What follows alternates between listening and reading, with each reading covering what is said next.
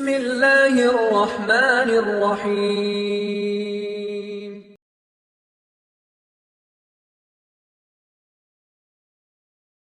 குறிப்பாக மிக சுவையான ஒரு வரலாறு அனுப்பியிருக்கிறவர்களே, கவனமாக கேளுங்கள். அல்லாஹ் இந்த வரலாற்றை கொண்டு இந்த குணத்தை நமக்கும் கொடுப்பானாக. ஸைத் இப்னு சுஅனா என்ற ஒரு யகூதி அல்லாஹ்வுடைய தூதர் ஸல்லல்லாஹு அலைஹி வஸல்லம் இடத்திலே கடன் கொடுத்திருந்தார். ஒரு முறை அல்லாஹ்வுடைய தூதர் ஸல்லல்லாஹு அலைஹி வஸல்லம் சஹாபாக்களோடு அமர்ந்திருந்த போது இந்த ஸைத் இப்னு சுஅனா என்பவர் ஒரு யகூதியானவர் ரசூலுல்லாஹ்விற்கு கொடுத்த கடனை திருப்பி வாங்குவதற்காக வருகிறார். தவணை முடிவதற்கு முன்னாலே ரசூலுல்லாஹ் ஒரு டேட்ல நான் கொடுக்கிறேன்னு சொல்லியிருந்தாங்க. இவர் வர்றது அதுக்கு முன்னாடியே. சுப்ஹானல்லாஹ். வந்து ஃபஅഖல்து, இந்த ஹதீஸ் அறிவிக்கிறது அவர்தான் சொல்றாரு. ஃபஅഖல்து بجوامع قميصه وردائه فنظرت إليه بوجه غليظ قلت ألا تقضي حقي يا محمد. அல்லாஹ்வுடைய தூதர் ஸல்லல்லாஹு அலைஹி வஸல்லம் ஒரு முறை சஹாபாக்களோடு அமர்ந்திருந்த பொழுது இந்த ஸஅத் இப்னு சுஅனா கடன் கொடுத்திருந்தவர் நேராக வந்து ரசூலுல்லாஹ்வுடைய சட்டையை பிடித்து இழுக்குகிறார். கடுகடுப்பான முகத்திலே அல்லாஹ்வுடைய தூதரை நோக்கி, முஹம்மதே, எனக்கு கொடுத்த ஹக்கை நிறைவேற்ற மாட்டாயா? எனக்கு தெரியும் அப்துல் முத்தலிபின் குடும்பம் இப்படித்தான் செய்யும். யார் மேல குத்தம் இருக்கு? ரசூலுல்லாஹ்க்கு இன்னும் டேட் இருக்கு கொடுக்கிறதுக்கு. இவர் வராற டேட்டுக்கு முன்னாடி அதுவும் கண்ணியமான முறையில் முதல்ல கடனை கொடுங்கன்னு கேட்டிருக்கலாம். அதுக்கப்புறம் செஞ்சிருந்தா கூட வேற விஷயம். அதை கூட கேட்காம நேரா வந்து சட்டையை பிடிச்சாருன்னா, என் சட்டையை உங்க சட்டையை ஒரு ஆள் பிடிச்சாருன்னா கடனை வாங்கிட்டு என்ன கதிக்கு ஆளாயிருப்போம். அவரை பார்த்திருந்த சஹாபாக்கெல்லாம் சும்மா விட்டுருவாங்களா? யார் எழுந்திருப்பா முதல்ல ரசூலுல்லாஹ்க்கு ஏதாவது துன்பண்ணா? Umar ibn Al-Khattab. யா அதுவல்லாஹ், அல்லாஹ்வின் எதிரி யகூதியே, யாரிடத்தில் இப்படி நடந்து கொள்கிறாய்? ரசூலுல்லாஹ் கட்டளையிட்டால் போதும் உன் தலையை வெட்டி விடுவேன். காரணமான கோபம், தேவையான கோபம். ஹபீபுடைய சட்டையை பிடித்தால் எவர் சும்மா விடுவான்? யாரால் சும்மா பொறுமையாக இருக்க முடியும்? ஹபீபுடைய காலிலே ஒரு சின்ன முள் தைப்பதை கூட தாங்க முடியாத சஹாபாக்கள் ரசூலுல்லாஹ்விடத்திலே ஒருவர் சட்டையை பிடித்தால் சும்மா விடுவார்களா? அல்லாஹ் அக்பர். காட்சியை பார்த்துக் கொண்டிருந்த அல்லாஹ்வுடைய தூதர் ஸல்லல்லாஹு அலைஹி வஸல்லம் உமரை பார்த்து தன்னுடைய முகத்தை சிரித்தவர்களாக திரும்புகிறார்கள். யா உமர், அன வஹுவ குன்னா அஹ்வஜு இலா கைரி ஹாதா. உமரே, நானும் இவரும் உன்னிடத்திலே இந்த குணத்தை அல்லாத வேறு குணத்தை அல்லவா எதிர்பார்த்திருந்தோம், நாடியிருந்தோம். அந்த முருனி பிஹஸ்னில் அதா, எனக்கு நீ உமரை கட்டளையிட்டு இருக்க வேண்டும். நபியே கடனை கேட்கிறார், நல்ல முறையிலே திருப்பி கொடுங்கள் என்று. உமருக்கு தெரியாது கடனை கேட்கறதுக்கு முன்னாடி வர்றாங்கன்னு சொல்லி. ரசூலுல்லாஹ்வும் சொல்லலை. சுப்ஹானல்லாஹி ரப்பில் ஆலமீன். என்ன குணம் பாருங்கள், யோசிச்சு பாருங்க, அப்பதான் புரியும். சும்மா கதை கேட்ட மாதிரி கேட்டா புரியாது. அவ்வளவு பெரிய குணம் இருந்தால் சுப்ஹானல்லாஹ். அப்புறம் வதமுருஹு பிஹஸ்னி தபஅ اذهب به يا عمر فاعته حقه وزد 20 ساعا من التمر. உமரே, அழைத்து கொண்டு செல் இவரை. காதல சொல்றாங்க இதை, வாங்க உமர் எப்படி சொல்லிட்டு அவர் அனுப்பி விட்டுட்டு கூட்டு போவார். கொஞ்சம் வெயிட் பண்ண அப்படின்னு சொல்லிட்டு உமருடைய காதல ஏதோ சொல்றாங்க. அவருக்கு நீ கொடுக்கும்போது 20 சா பேரித்தம்பழங்களை, 20 கையளவு பேரித்தம்பழங்களை அதிகமாக்கி கொடு. எதுக்கு இது அப்படின்னு சொன்னா, உமர் காயப்படுத்தினாங்களா இல்லையா அவருடைய உள்ளத்தை, அதுக்கு பகரமா 20 சா பேரித்தம்பழம். ஸைத் இப்னு சுஅனா அழைச்சி கூட்டு போறாங்க. கடனை திருப்பி கொடுத்து 20 சாவி பேர்த்தவங்களுக்கு கொடுத்து அவர் கேட்டார் எதுக்குன்னு சொல்ல சொன்ன காரணம் சொன்னாங்க. அது அரிஃப்னி யா உமர். சேதம்னு சொன்னா கேட்குறாங்க, என்னை பற்றி உனக்கு தெரியுமா? லா மன் அன்த, நீ யாரு? ஸைதுன்னு சொன்னா அல் ஹபர் அல் ஹபர் ஃபமா தஆக அன் ஃபஅல்த பி ரசூலில்லாஹி ஸல்லல்லாஹு அலைஹி வஸல்லம். நீயா, நீங்களா இப்படி ரசூலுல்லாஹ்ட்ட நடந்தீங்க? ஸைத் பின் சுனா அந்த காலத்தில் யகூதிகளே சிறந்த ஒரு மார்க்க அறிஞர். அப்ப கேட்டாங்க, ஆமா நான் தான் நடந்துக்கிட்டேன். யா உமர், நான் எதுக்காக அப்படி நடந்துக்கிட்ட தெரியுமா? என்னுடைய வேதத்தில் ஒரு குணத்தை படித்தேன், ரசூலுல்லாஹ்வுடைய ஒரு குணத்தை படித்தேன். அந்த குணம் என்ன குணம்னா, அறியாமை மிஞ்சும் பொழுது சகிப்புத்தன்மையோடு நடந்து கொள்ளுவார் அந்த தூதர் என்ற குணத்தை நான் படித்தேன். நான் இதை இப்போ அந்த தூதர்கிட்ட பார்த்துட்டேன். உங்களுடைய கையை பிடிச்சி சொன்னாங்க, உமரே உனக்கு நான் சாட்சி சொல்லுகிறேன், நான் இஸ்லாமிய மார்க்கத்தை ஏற்றுக்கொள்கிறேன். இந்த ஹிதாயத்துக்கு காரணம் எங்கே? சபப் ரசூலுல்லாஹ்வுடைய குணம். ஒருவேளை நடந்திருக்காது, அல்லாஹ் மன்னிப்பானாக, ரசூலுல்லாஹ் கோபப்பட்டிருந்தால் ஹிதாயத் இதான். அன்பிற்கினியவர்களே, அல்லாஹ்வுடைய தூதர் ஸல்லல்லாஹு அலைஹி வஸல்லம் அவர்களுடைய குணம். ஒரு முறை ரசூலுல்லாஹி ஸல்லல்லாஹு அலைஹி வஸல்லம் கை அருகிலே ஒரு வாளை வைத்துக் கொண்டு ஒரு மரத்தின் அருகிலே ஓய்வெடுத்துக் கொண்டிருக்கிறார்கள். ஒருவர் வருகிறார், வந்து ரசூலுல்லாஹ் வைத்திருந்த வாளை எடுத்து, ஒரு எதிரி வந்து ரசூலுல்லாஹ் பக்கத்தில் இருந்த வாளை எடுத்துட்டு ரசூலுல்லாஹ் தூங்கிட்டு இருக்காங்க. எழுந்து பார்த்த உடனே வாளோட நிற்கிறார். ரசூலுல்லாஹி ஸல்லல்லாஹு அலைஹி வஸல்லம் எழுந்து பார்த்த உடனே வாளோட நிற்கிறார். கேட்டாங்க, அவர் கேட்டாரு ரசூலுல்லாஹ் பார்த்து, உன்னை யார் என்னிடத்திலிருந்து காப்பாற்றுவார்? ரசூலுல்லாஹ் சாதாரண பார்த்து, அல்லாஹ் காப்பாற்றுவான். ثم قال في الثانية, இரண்டாவது முறை கேட்டார், மை யம்னஉக மின்னி, யார் காப்பாற்றுவாங்க? قلت அல்லாஹ். அப்படி கை நடுங்க ஆரம்பிச்சிருந்தவர்கள். ஈமானோட வந்த வார்த்தை இல்லையே, வார்த்தையாயிற்று, அல்லாஹ்வின் அச்சத்தோடு வெளிப்பட்ட வார்த்தையாயிற்று. கைகள்லாம் நடுங்க ஆரம்பிச்சு வாழை கிட்ட போட்டுறாரு. ரசூலுல்லாஹ் எடுத்து கேட்டாங்க, அந்த வாழை எடுத்து, மை யம்னஉக மின்னி, இப்ப யார் எங்கிட்ட இருந்து உன்னை பாதுகாப்பா? உமரே நான் சும்மா வந்து தெரியாம பண்ணிட்டேன், முஹம்மதை விட்டுருங்க என்ன அப்படின்னு சொல்லிட்டு போயிடாரு. போய் என்ன தெரியுமா பண்றாரு? கூட்டத்திட்ட போய் சொல்றாரு, ஒரு கண்ணியமிக்க நபரிடமிருந்து நான் வந்திருக்கிறேன், வாருங்கள் அவரோடு நாம் சென்று இஸ்லாமை ஏற்றுக்கொள்வோம். சுப்ஹானல்லாஹி ரப்பில் ஆலமீன். பாருங்கள் என்பதற்கினியவர்களே, ரசூலுல்லாஹ்வுடைய குணத்தை பாருங்கள், உணர்ந்து பாருங்கள், புரிந்து பாருங்கள், வாழ்க்கையில் நடைமுறைப்படுத்தி பாருங்கள், மக்கள் உங்களை எப்படி நேசிக்கிறார்கள் என்று. எங்க நம்மட்டெல்லாம் குணம், நான் அப்படி வளர்ந்துட்டேன், எனக்கு கோபப்படக்கூடிய குணம் இருக்கு, எனக்கு மக்களை ஏற்று பேசக்கூடிய குணம் இருக்கு, நான் என்ன செய்யறது? என்னுடைய பேசிக் குணம் அது இல்லை என்பதற்கினியவர்களே. ஒரு முஸ்லிம் அப்படி குணத்தை வைத்திருக்க மாட்டான். ஒரு முஸ்லிம் எந்நேரத்திலும் சகிப்புத்தன்மையோடு, பொறுமையோடு, சகிப்புத்தன்மையோடு நடந்து கொள்ளுவான். கோபமே வராது நமக்கு.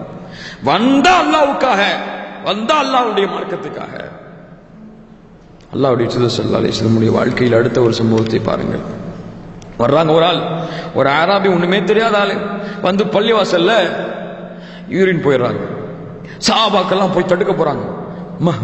விட்டுருங்க கால ரசூலுல்லாஹி அவருக்கு கஷ்டம் கொடுக்காதே, இந்த நேரத்தில் முடியட்டும், அவருடைய ஹாஜத் முடியட்டும். அவரை கூப்பிட்டு ரசூலுல்லாஹி ஸல்லல்லாஹு அலைஹி வஸல்லம் சொல்றாங்க, இப்படி செய்யாத, இது பள்ளிவாசல், நீ இப்படி இங்கெல்லாம் போய் இது பண்ணக்கூடாது அப்படின்னு சொல்லி சஹாபாக்கள் சொல்லி கழுவிட சொல்றாங்க. பாருங்க நம்பியிருக்கீங்களே, எவ்வளவு பெரிய குணத்தை வைத்திருந்தார்கள். சுப்ஹானல்லாஹி ரப்பில் ஆலமீன். அது போன்று அல்லாஹ்வுடைய தூதர் ஸல்லல்லாஹு அலைஹி வஸல்லம் அமானிதங்களை பேணக்கூடியவர்களாக தங்களுடைய குணத்தில் மக்கள் பெரிதாக கருதிய அல்லாஹ்வுடைய தூதர் ஸல்லல்லாஹு அலைஹி வஸல்லம் உடைய குணத்தில் மிகச்சிறந்த குணம் அமானிதங்களை பேணுவார்கள், வாக்குறுதிகளை பேணுவார்கள். எதிரியா இருந்தாலும் சரி, நண்பனா இருந்தாலும் சரி, காஃபிரா இருந்தாலும் சரி, முஷ்ரிக்கா இருந்தாலும் சரி, அமானிதத்தை பேணிதான் ஆவாங்க. உங்களுக்கு தான் தெரியும், ரசூலுல்லாஹி ஸல்லல்லாஹு அலைஹி வஸல்லம் ஹிஜ்ரத்து போகும்போது 100 வாலிபர்கள் ரசூலுல்லாஹ்வுடைய வீட்டை முற்றுகையிட்டுறாங்க. எதுக்கு? ரசூலுல்லாஹ்வை கொலை செய்யறதுக்கு. ஸல்லல்லாஹு அலைஹி வஸல்லம் ரசூலுல்லாஹ் அலியை கூப்பிட்டு என்ன சொல்றாங்க, இங்க முஷ்ரிக்குடைய சொத்து இருக்கு, என்கிட்ட பாதுகாப்புக்காக கொடுத்துட்டு போயிருக்காங்க, அவங்களுடைய சொத்துக்களை நீங்க திருப்பி கொடுத்துருங்க. அந்த முஷ்ரிக்கு தான் வெளியே ரசூலுல்லாஹ்வை வாளால வெட்டதுக்கு நிக்கிறார். அந்த முஷ்ரிக்கு தான் ரசூலுல்லாஹ்வை வெட்டுவதற்காக வீட்டின் வாசலில் காத்து கொண்டிருக்கிறார்கள். ரசூலுல்லாஹ் சொல்றாங்க, காலைல எழுந்த உடனே அவங்களுக்கு கொடுத்துருங்க அந்த சொத்துக்களை. சுப்ஹானல்லாஹி ரப்பில் ஆலமீன். எங்க படிக்கிறோம் நம்மெல்லாம், எங்க இருக்கிறோம் இந்த மாதிரி? அழிப்படுத்துறாங்க, காலைல எழுந்து எல்லாருடைய சொத்துக்களையும் பங்கு வச்சிடறாங்க. சுப்ஹானல்லாஹி ரப்பில் ஆலமீன். அது போன்ற அன்பிற்கினவர்கள் ரசூலுல்லாஹ்வுடைய குணங்களை நாம் வரிசையாக பார்த்து கொண்டே வருவோம், நேரம் குறைவாக இருப்பதால். ரசூலுல்லாஹி ஸல்லல்லாஹு அலைஹி வஸல்லம் எவ்வளவு பாவம் செய்திருந்தாலும் சரி, தன்னுடைய தோழர்கள் தன்னுடன் வாழ்ந்தவர்கள் அவர்களை மன்னித்து விடுவார்கள், மறந்து விடுவார்கள். அந்த பாவங்களை அவர்களை மன்னித்து அவர்களுக்கு இஸ்லாமிற்கு வழி கொடுப்பார்கள். முக்கியமா நம்ம புரிஞ்சு கொள்ளணும் இந்த சம்பவங்களை. நம்முடைய வாழ்க்கையில இன்னும் இந்த குணத்தை வச்சிருக்கோம். ஒரு ஆள் சண்டை போட்டார் நம்மள்கிட்ட, நம்ம குடும்பத்தில் ஒரு ஆள் நம்மளை ஏற்று பேசிட்டார், நம்மளை சண்டை போட்டு பிரிஞ்சு போயிட்டார் சொன்னா பிரிஞ்சு போனதான். அவரை மன்னிக்கிறது எதுவும் கிடையாது. அவரை எப்படிதான் மன்னிக்கிறது? என்னை பத்தி பேசிட்டார், என் குடும்பத்தை பத்தி பேசிட்டார், என் தம்பி அடிச்சிட்டாரு, எங்க அக்கா அடிச்சிட்டார். இன்னைக்கு சமுதாயத்தில் பெரிய பிரச்சனை. சமுதாயத்தில் இன்னைக்கு இருக்கக்கூடிய குடும்ப பிரச்சனைகள் தான் பெரிய பிரச்சனைகள். ஒவ்வொரு நாளும் ஷரியத்து விஷயங்களுக்காக, குடும்ப பிரச்சனைகளுக்காக நூற்றுக்கும் மேற்பட்ட விஷயங்கள் சமுதாயத்தில் வருது. ஒவ்வொரு நாளும் ஒவ்வொரு முஹல்லாலையும், ஊருடைய முஹல்லால. ஏன் ரசூலுல்லாஹ்வுடைய வாழ்க்கை படிச்சாதானே, படிச்சு புரிஞ்சாதானே, அதை அமல்படுத்தினாதானே. 23 ஆண்டுகள் தொல்லை. மக்கால 10 வருஷம் 13 வருஷம் அடிக்கிறாங்க, துரத்துறாங்க, சொந்த ஊரை விட்டு. மனைவியை இழந்தாச்சு, பிள்ளைகளை இழந்தாச்சு, குடும்பப்படுத்தி சஹாபாக்கள் பாதி பேரை இழந்தாச்சு. சுமையாவை அழிச்சாச்சு, அம்மாரை அழிச்சாச்சு, எல்லா சஹாபாக்களையும் துன்புறுத்தி விட்டார்கள் மக்கா காஃபிர்கள், குறைஷிகள். மதீனாவுக்கு போறாங்க நிம்மதி தேடி, அங்கேயும் போருக்கு வந்துட்டாங்க. 10 வருஷம் போர், தொடர்ச்சியான போர். எல்லா சஹாபாக்கள், எத்துணை பெண்கள் விதவையானார்கள், எத்துணை சிறுவர்கள் தந்தை இல்லாமல் அனாதையானார்கள். எல்லாம் முடிஞ்சு போச்சு, கொன்று ஒழிச்சிட்டாங்க முஸ்லிம்களை. 23 வருஷத்துக்கு அப்புறம் ஃபத்ஹுல் மக்கா, மக்காவை வெற்றி கொள்றதுக்காக அல்லாஹ்வுடைய தூதர் ஸல்லல்லாஹு அலைஹி வஸல்லம் உள்ள நுழைறாங்க. காஃபிர்கள்லாம் வீட்டுக்கு ஓடி போயிட்டாங்க. என்ன ஆக போதோ, என்ன கதிக்கு ஆளாக்க போறாங்களோ, முஹம்மதும் அவருடைய தோழர்களும் நம்மை வெட்டி சாய்த்து விடுவார்கள், இன்னைக்கு முடிஞ்சு போச்சு, அவ்வளவுதான் ஹலாஸ் அப்படின்னு சொல்லிட்டு எல்லாம் வீட்டுக்கு ஓடிட்டாங்க. ஒளிறாங்க ஓடி ஓடி. ரசூலுல்லாஹி ஸல்லல்லாஹு அலைஹி வஸல்லம் அப்படி தலையை குனிஞ்சுக்கிட்டே அல்லாஹ்வை புகழ்ந்துக்கிட்டே மக்கால வராங்க. அப்போ ஒரு ஆள் சொன்னாரு, இன்னைக்கு மக்காவுடைய கண்ணியம் பாதுகாக்கப்படாது, மக்காவில் உள்ளவர்கள் மீது இரக்கம் காட்டப்படாது, வெட்டி சாய்க்கப்படும். ஒரு சஹாபி ரசூலுல்லாஹ்ட்ட கேள்விப்பட்டு சொன்னாங்க, யார் கூறியது அப்படி? மக்காவின் புனிதம் இன்று பாதுகாக்கப்படும், இன்று காஃபிர்கள் மீது இரக்கம் காட்டப்படும். சுப்ஹானல்லாஹி ரப்பில் ஆலமீன். 23 வருஷங்க, 23 வருஷம் தொல்லை. அங்க இருப்பாங்க, தன் சாச்சாவை கொன்னவர் இருக்கான், தன் பிள்ளைகளை கொன்னவர் இருக்கிறார்கள், தன் மனைவியை கொலை செய்தவர்கள் இருக்கிறார்கள், தன் சகோதரனை குடும்பத்தை வேரோடு அழித்தவர்கள் இருக்கிறார்கள். ரசூலுல்லாஹ் போனாங்க அவங்கள்ட்ட, எல்லாத்தையும் கூட்டி வச்சுக்கிட்டு, மத்ததுன்னூன அன்னி ஃபஇலுன் பிக்கும், என்ன செய்வேன்னு நினைக்கிறீங்க, என்ன செய்வேன்னு நினைக்கிறீங்க என்ன சொன்னாங்க. எல்லா காஃபிர்களும் அஹுன் கரீம் வப்னு அஹின் கரீம், கண்ணியமிக்க மகனின் பிள்ளை, கண்ணியமிக்க மகன் நீங்கள், அவ்வளவுதான் சொன்னாங்க. ரசூலுல்லாஹ் சொன்னாங்க, லா தத்ரீப அலைக்கும் அல்யௌம், உங்கள் மீது இன்றைய தினம் பழி தீர்க்கப்படாது, அன்துமு துலகா, நீங்கள் மன்னிக்கப்பட்டு விடப்பட்டவர்கள். எப்படி இருக்கும், எப்படி இருக்கும்? சுப்ஹானல்லாஹி ரப்பில் ஆலமீன். யோசிச்சு பாருங்க நண்பர்களே, ரசூலுல்லாஹி ஸல்லல்லாஹு அலைஹி வஸல்லம் உடைய குணத்தை மன்னிச்சிடறாங்க. அவ்வளவு தொல்லை கொடுத்திருந்தாலும் அன்துமு துலகா, சாதாரணமாக சொன்னாங்க, மன்னிச்சிட்டோம், போயிருங்க, மன்னிச்சிட்டோம். சுப்ஹானல்லாஹ். அதுதான் என்னாச்சு, மக்கா குறைஷிகள் காஃபிர்கள் ஹிந்து இஸ்லாத்தை ஏற்றாங்களே, எதுக்கு? அபூ சுஃபியான் இஸ்லாமை ஏற்றாரே, எதற்கு? சுப்ஹானல்லாஹ். இந்த குணம், இந்த தன்மை, சுப்ஹானல்லாஹ். அது போன்ற அன்பிற்கினவர்களை அல்லாஹ்வுடைய தூதர் ஸல்லல்லாஹு அலைஹி வஸல்லம் மக்களுக்கு உதவி செய்யக்கூடியவராக, மக்களின் தேவைகளை நிறைவேற்றக்கூடியவராக இருந்தார்கள். எந்நேரமும் எப்போது அழைத்தாலும் சஹாபாக்களுக்கு ஏதாவது வீட்டு வேலை ஏதாவது வேலை இருந்தால் நேரம் ரசூலுல்லாஹ் கூட்டு போயிடுவாங்க. ரசூலுல்லாஹ்வை கூட்டு போய் வேலை நிறைவேற்றிட்டு வந்து விடுவாங்க.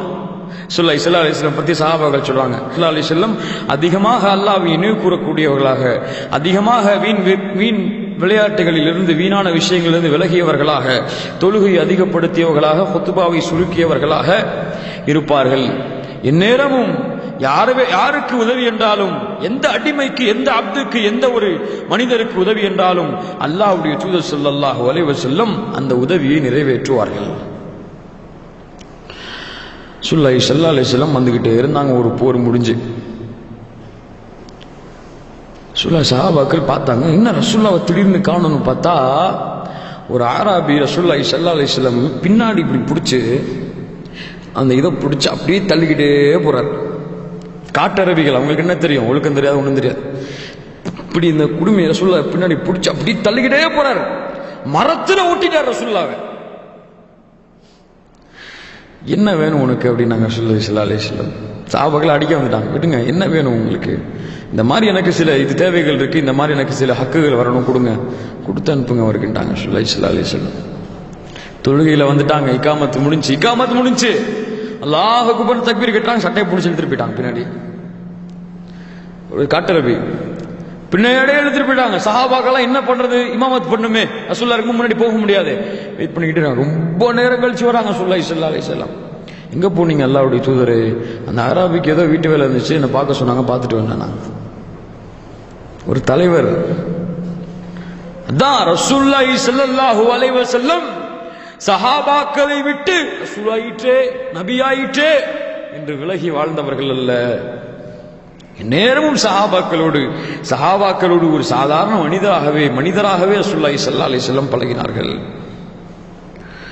அல்லாஹ் அக்பர். அடுத்து அல்லாஹ்வுடைய தூதர் ஸல்லல்லாஹு அலைஹி வஸல்லம் நீதியை நிலைநாட்டுபவராக இருந்தார்கள்.